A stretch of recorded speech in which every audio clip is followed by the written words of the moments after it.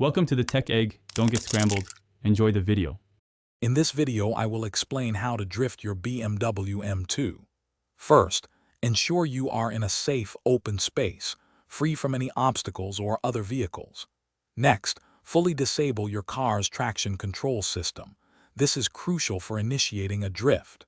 Begin in a low gear, typically second gear, to give you better control over the power delivery. This setup provides the foundation for a smooth and controlled drift. Once you're in position, apply a quick, firm burst of throttle to break traction in the rear wheels. Simultaneously, turn the steering wheel sharply in the direction you want to go.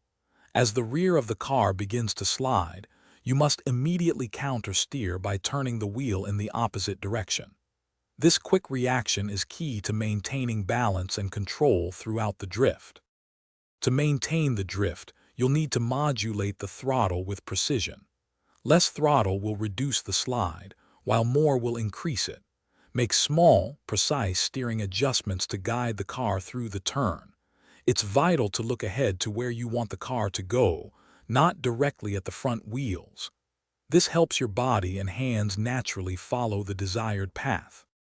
To exit the drift, gradually ease off the throttle while smoothly straightening the steering wheel.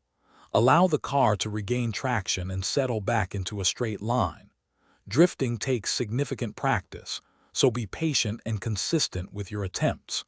Remember to check the description below for a link to the new Kindle Paperwhite and other great deals. Keep practicing, and you'll master it in no time. Thanks for watching. Consider subscribing if I helped unscramble your problems.